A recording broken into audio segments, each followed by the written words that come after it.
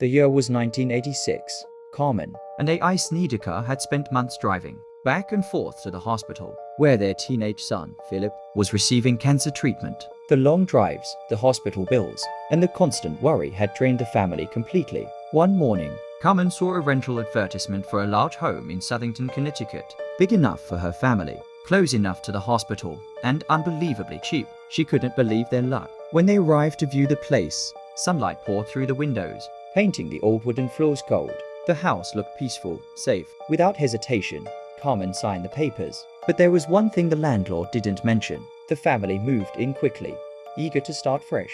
As Carmen unpacked boxes in the basement, she noticed strange metal tables, large drains, and cabinets filled with old tools. It didn't make sense because she thought, what were these things for? Later that week, the landlord casually revealed that the house had once been a funeral home. Bodies had been prepared for burial right there, in that same basement.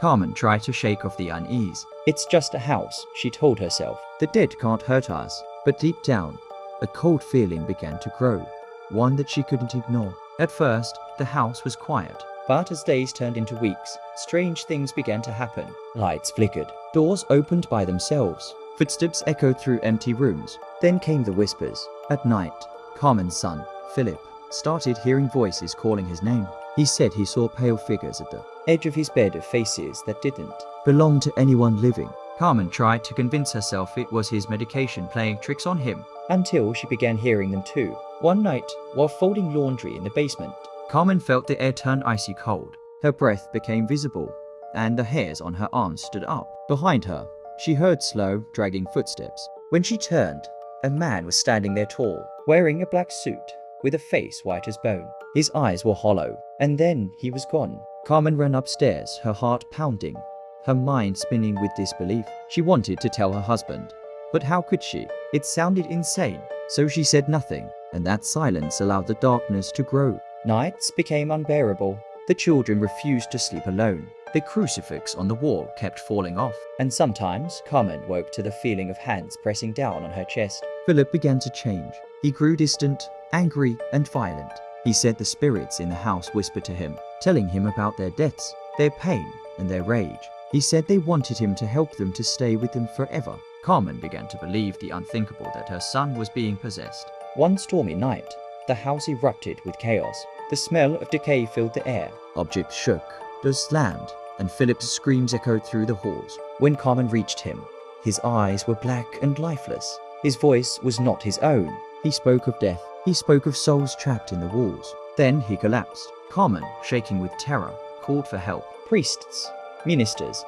No one could stop what was happening. Finally, in desperation, the Snedekers reached out to Ed and Lorraine Warren, the famous paranormal investigators. When the Warrens stepped inside, Lorraine immediately felt the heaviness. She said it was one of the darkest presences she had ever encountered. The Warrens believed the house had been corrupted by the funerary rituals once performed there. They said the spirits of the dead and something far worse had been awakened. They organized a cleansing ritual. As the priests began to pray, the house came alive with noise. The walls groaned, the lights flickered, and a scream long and inhuman filled every corner. Then, just as suddenly as it began, silence. The air felt lighter. The presence was gone. The Snedekers left soon after, leaving behind the house that had nearly destroyed them. Philip eventually recovered from his illness, though he was never quite the same. Carmen said that even years later, she could still hear whispers in her sleep of voices asking to be remembered. The new owners said they never experienced anything unusual, but the neighbors say otherwise. Sometimes on quiet nights,